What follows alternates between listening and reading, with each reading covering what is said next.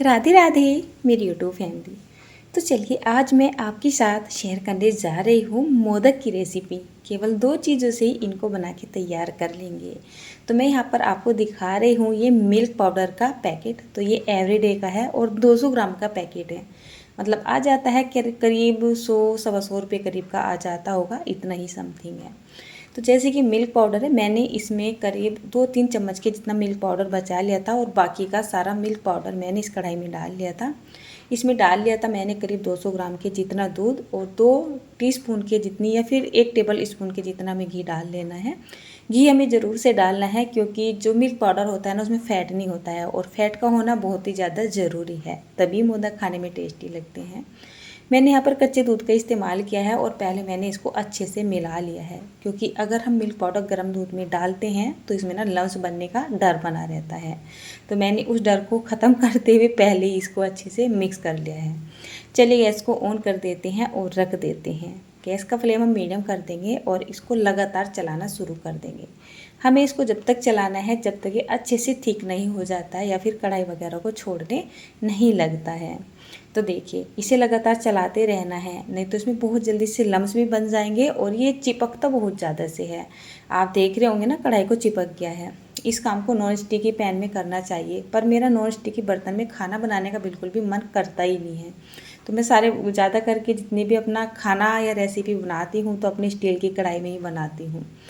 तो देखिए मैंने यहाँ पर ना स्पैचुला को चेंज कर लिया है। ये स्टील का ले लिया है, इससे क्या होगा, इसको अच्छे से खुरचा जाएगा। मतलब मैं इसको जलने नहीं दूंगी और इसको साथ के साथ खुरचते हुए चलूँगी और अच्छे से बना के तैयार कर लूँगी। तो 4 से 5 मिनट का टाइम लग जाता है, जब तक ये इस तरीके से थिक नहीं हो जाता है और कढ़ाई को छोड़ने नहीं लगता है। तो बिल्कुल ये तैयार हो चुका है। अब इसमें बिल्कुल भी मॉइस्चर नहीं है।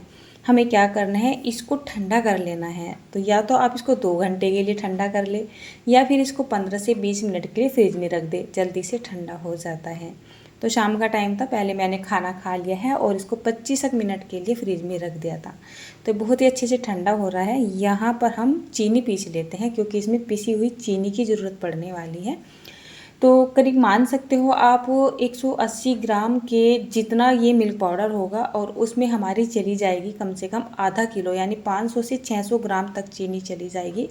तो इस चीनी को ना हमें पीस लेना है। वैसे इस रेसिपी में बूरा का इस्तेमाल हो सकता था, लेकिन बूरा जो है ना वो दानेदार होता है, तो फिर मोदक बनाने में मज़ा नहीं आने वाला था, मतलब पेड़े टाइप बन जाता। तो हमें यहाँ पर चीनी को ही पीस लेना है। चीनी कम ज़्यादा आपकी लग सकती है, डिपेंड करेगा कि आपने अपने खोए को कितना थिक किया है।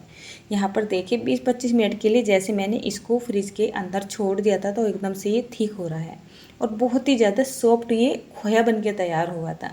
चलिए अब हम इसको निकाल लेते हैं एक प्लेट में, आगे का काम कर लेते हैं। एक बार टेक्सचर दिखाता हूँ आपको मैं। देखिए ये बिल्कुल सॉफ्ट बन रहा है।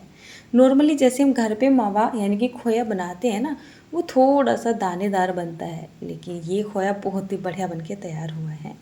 अब ये जो चीनी है हमें थोड़ा थोड़ा करके यहाँ पे डालना है, जितना हो सके। कम चीनी लगेगी तो मोदक उतने ही ज़्यादा टेस्टी बनेंगे, मतलब कम मीठे के बनेंगे।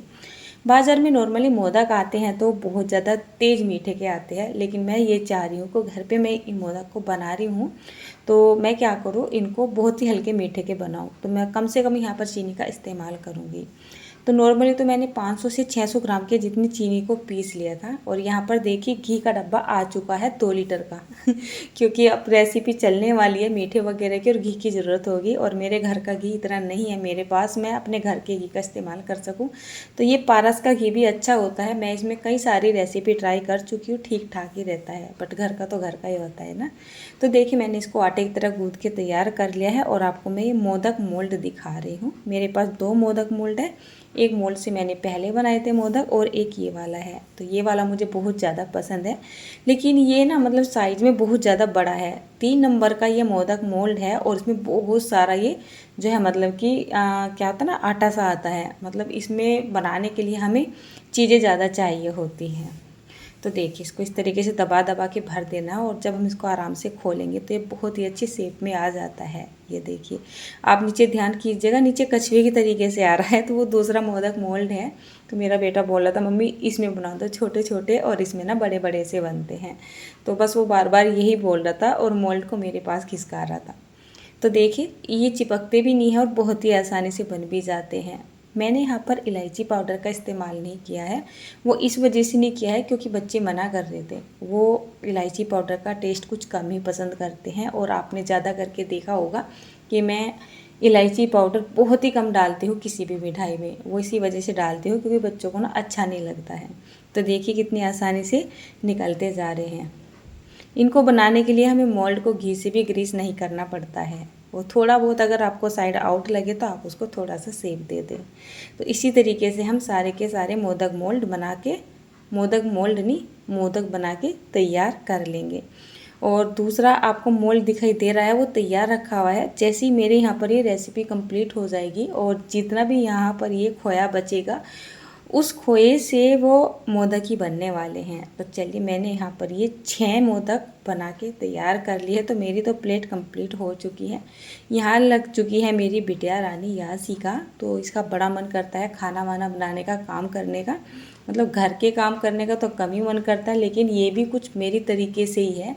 इसका रेसिपी वगैरह बनाने का बड़ा मन करता है और ये बहुत ज़्यादा एक्सपेरिमेंट करती भी रहती है। तो चलिए कोई बात नहीं, गणपति बप्पा के दिन तो चल ही रहे हैं और यहाँ पर हमने मोदक को बना के तैयार कर लिया है। बनाइए, गणपति जी को भोग लगाइए।